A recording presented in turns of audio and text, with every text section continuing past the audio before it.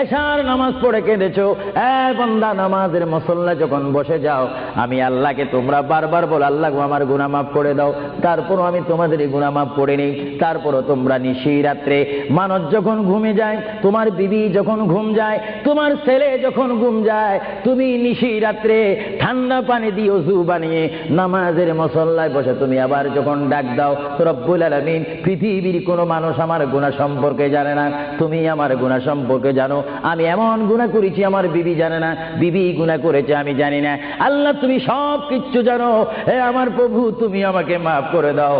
আমার আল্লাহ বলে তারপরও যদি তোমাদেরকে আমি মাফ না করি, তারপরও বান্দা তোমরা আমার রহমতের দরজা থেকে ফিরে যাইও না।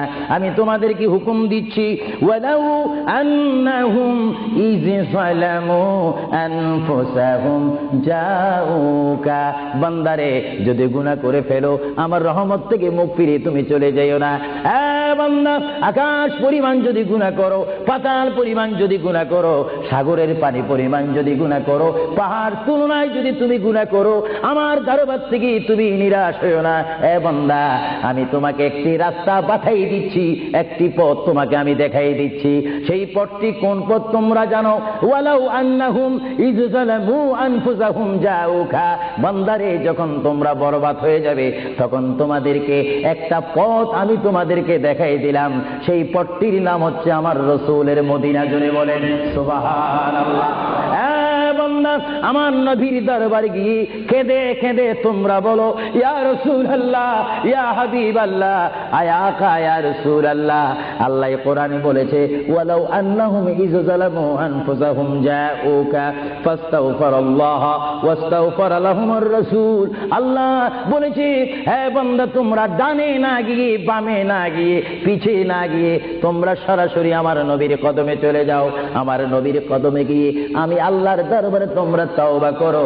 তওবা করতে করতে তোমাদের চোখের পানি যখন বাইর হয়ে যাবে, আর ওই মুহূর্তে যদি আমার বন্ধু যদি তোমাদের জন্য আমার দরবারে সুপারিশ করে, আমি আল্লাহ তোমাদেরকে ওয়াদা দিয়ে দিলাম, গ্যারান্টি দিয়ে দিলাম, আমার রাসূল যদি তোমাদের জন্য আমার দরবারে সুপারিশ করে, সঙ্গে সঙ্গে বান্দা তোমার অতীতের জীবনের কবিরা সগীরা গুনাহ মাফ করে দিব। জোরে বলেন সুবহানাল্লাহ, আরো জোরে বলেন।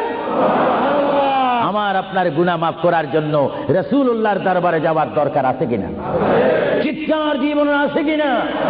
এটা কোরআনের অপব্যাখ্যা নয়, কোরআন শরীফের আয়াত। ওয়ালাউ আন্নাহুম ইয যালামু আনফুসাহুম জাউকা, যারা তাফসীর পড়েছেন, তাফসীর জালালাইন পড়েছেন, টাইটেল পড়েছেন, বুখারী পড়েছেন, মুসলিম পড়েছেন, ইবনে মাজাহ পড়েছেন, সিয়াসিত্তা পড়েছেন, হাদিস পড়েছেন, ইজমা পড়েছেন, কিয়াস মেনেছেন, উসুল মেনেছেন, বালাগাত মেনেছেন, মুনতিক মেনেছেন, শরীয়ত বুঝেছেন, তরিকত বুঝেছেন, হাকিকত বুঝেছেন, ইলমে লুদুনি পেয়েছেন, ইলমে তাসাউফ মেনেছেন, তারা অবশ্যই স্বীকার করবে মানুষের একমাত্র মুক্তির স্থান, পরিত্রাণের স্থান, আসলের স্থান, নাজাতের স্থান, আল্লাহ পাওয়ার স্থান মুহাম্মদুর রাসূলুল্লাহ কদম মুবারক। চিৎকার দিয়ে বলেন সুবহানাল্লাহ।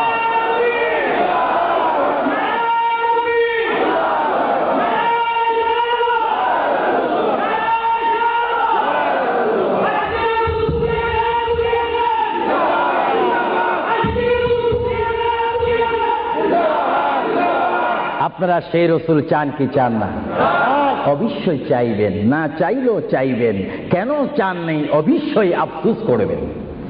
কারণ পৃথিবীতে সন্তান রয়েছে, বিবির জন্য স্বামী রয়েছে, স্বামীর জন্য বিবি রয়েছে, সন্তানের পাশে মা রয়েছে, মায়ের পাশে সন্তান রয়েছে। এটার নাম দুনিয়া। আর দুনিয়া ও মাজরাতুল আখিরা। কিন্তু এই দুনিয়া যেই দিন জীবনের সমাপ্তি, বিদায় ঘন্টা বেজে যাবে, সেই দিন সন্তান ইচ্ছা করে মায়ের পা ছেড়ে দিবে, পিতা তার মায়ের সামনে থেকে চলে যাবে, এমনি ভাবে সবাই বিচ্ছিন্ন হয়ে যাবে, সব চলে যাবে। একমাত্র সাথী হবে, আপন হবে, বন্ধু হবে, কবরের সঙ্গী হবে। সবাই বলেন মুহাম্মাদুর। আরো জোরে বলেন না মুহাম্মাদুর। আপনারা সেই রাসূল চান কি চান না? সেই রাসূলের চরিত্রের মধ্যে উম্মতের রক্ষা পাওয়ার গ্যারান্টি আছে কিনা?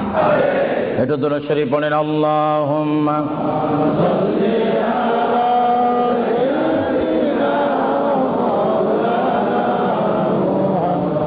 وعلى آل